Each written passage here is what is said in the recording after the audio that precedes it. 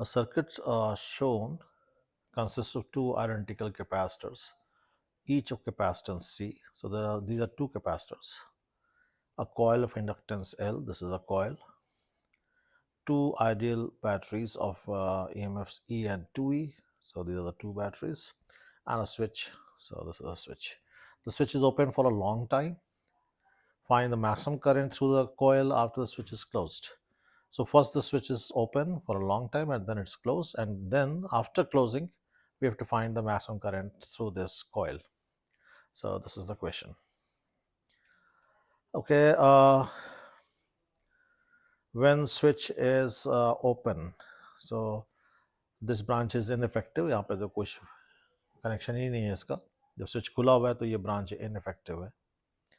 तो एक तरीके से बस ये दो सेल हैं और ये दो कैपेसिटर्स हैं, और दोनों कैपेसिटर्स सीरीज में ऐसे भी कर सकते हो. हमें चार्ज निकालना है पहले कैपेसिटर्स पे, तो बहुत तरीके हैं इस पे चार्ज निकालने का. जैसे मान लिया यहाँ का पोटेंशियल 0 है, यहाँ का E हो जाएगा, यहाँ का 2E हो जाएगा, ये 2E रहेगा, ये E रहेगा, और ये दोनों कैपेसिटेंस C के मैंने यहाँ का पोटेंशियल X मान लिया. और अब हमें मालूम है कि किसी कैपेसिटर पे चार्ज कैसे निकालते हैं.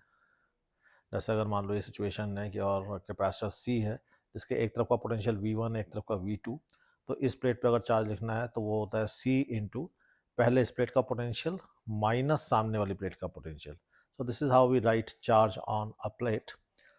तो इसी हिसाब से इस प्लेट पर जो चार्ज होगा वो होगा C इंटू एक्स माइनस ई. C इंटू पहले इधर का पोटेंशियल X माइनस सामने का पोटेंशियल E. वैसे इस प्लेट पे जो चार्ज होगा वो होगा C into x minus 2E.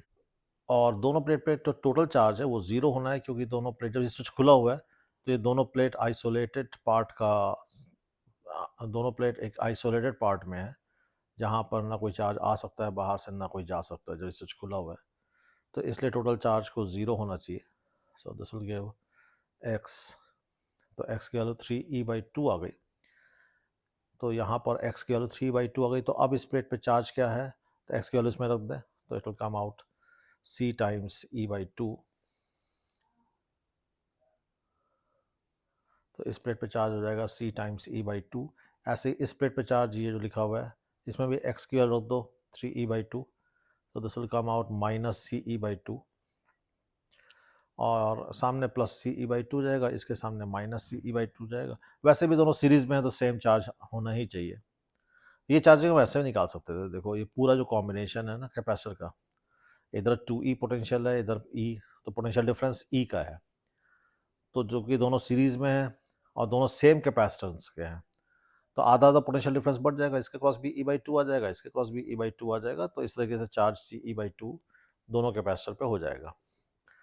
अब जब हम S को क्लोज कर रहे हैं और जब इस इंडक्टर में करंट मैक्सिमम है, तो हमें मालूम है जब करंट मैक्सिमम होगी तो उस वक्त उसका डेरिवेटिव ज़ीरो होगा. डेरिवेटिव ज़ीरो होगा तो L/dt ज़ीरो हो गया. L/dt क्या चीज़ है, इस इंडक्टर के क्रॉस पोटेंशियल डिफरेंस है, तो वो ज़ीरो हो जाएगा. तो जब करंट मैक्सिमम होगी तो इसके क्रॉस कोई पोटेंशियल डिफरेंस नहीं होगा. यानी अगर यहाँ का पोटेंशियल ज़ीरो है तो फिर उस वक्त यहाँ का भी पोटेंशियल ज़ीरो होगा. तो मैं दूसरा सर्किट बना देता हूँ. तो उस वक्त अगर यहाँ का पोटेंशियल ज़ीरो मान लें तो यहाँ का भी ज़ीरो होगा. यहाँ तो इस सेल की वजह से 2E होना ही है, इस सेल की वजह से E होना ही है. तो अब जो इन कैपेसिटर्स पे चार्ज आ जाएगा, जैसे ये कैपेसिटर तो अब E पोटेंशियल डिफरेंस है इसके क्रॉस, और इसके क्रॉस 2E पोटेंशियल डिफरेंस है, तो वी कैन फाइंड चार्जेस. तो इसके क्रॉस E पोटेंशियल डिफरेंस है तो इस पर CE चार्ज आ जाएगा, इस पे C इंटू 2E आ जाएगा. सो this is how charges will appear. और अब हम दो चीज़ निकालने जा रहे हैं. एक तो ये कि इस डायरेक्शन में मान लिया Q1 चार्ज फ्लो हुआ स्विच को क्लोज करने के बाद, और ऐसे ही मान लिया कि इस डायरेक्शन में Q2 फ्लो हुआ स्विच को क्लोज करने के बाद. Q1 कैसे निकालेंगे, तो पहले इस प्लेट पे देखो, इस प्लेट पे पहले कितना चार्ज है, माइनस CE/2. उस पर Q1 और आया और बाद में चार्ज प्लेट पे चार्ज हो गया CE. तो इसकी अगर इक्वेशन लिखें तो Q1 माइनस CE/2 इस पे पहले चार्ज है, उस पर Q1 और आया, और ये सब मिलके किसके बराबर होना चाहिए, CE के बराबर. तो इससे Q1 की वैल्यू आ गई. ऐसे Q2 जाके इस प्लेट पे गिरेगा, इस प्लेट पे पहले कितना चार्ज है, पहले चार्ज है सी ई बाई टू, बाद में सी इंटू टू ई, तो इक्वेशन हमारी ऐसे बनेगी Q two C E by two में जाके क्यू टू जुड़ेगा और वो सी इंटू टू ई हो जाएगा और इससे क्यू टू निकाल लेंगे। ओके, अब हम एनर्जी इक्वेशन लिखने जा रहे हैं। तो दोनों कैपेसिटर में पहले कितनी एनर्जी स्टोर्ड है, देखो ये वाला भी ई बाई टू, इसके क्रॉस भी पोटेंशियल डिफरेंस है, इसके क्रॉस भी ई बाई टू है, तो हाफ सी वी स्क्वायर, दोनों कैपेसिटर्स में एनर्जी आ गई। जब ये Q1 चार्ज सेल से होता हुआ जाएगा तो सेल से कितनी एनर्जी लेगा, Q1 into E M F. ऐसे ही जो Q2 चार्ज सेल से होके जाएगा तो इस सेल से कितनी एनर्जी लेगा, Q2 इंटू इस सेल का ई एम एफ। तो ये सारी एनर्जी जो पहले स्टोर्ड थी और जो एनर्जी सेल से मिली, ये सारी एनर्जी कहीं ना कहीं होनी चाहिए बाद में। तो इस एनर्जी का कुछ हिस्सा तो अब भी कैपेसिटर में स्टोर्ड होगा, so that will be half C into E square plus half C into two E का स्क्वायर, क्योंकि ये वाला ई पोटेंशियल डिफरेंस है, इसके cross two E potential difference है। और चूंकि इसमें करंट आई फ्लो हो रही है मान लिया, तो मैग्नेटिक फील्ड एनर्जी होगी हाफ एल आई स्क्वायर, जो इंडक्टर में होगी। रेसिस्टर है नहीं कोई जिससे कि हीट प्रोड्यूस हो सके, तो ये एनर्जी इक्वेशन बनी। बस इसी को सॉल्व करके आई निकालना है, Q1 रखना है, Q2 रखना है और सॉल्व करना है। तो मैं सॉल्व कर रहा हूँ और ये तुम लोग खुद भी कर सकते हो।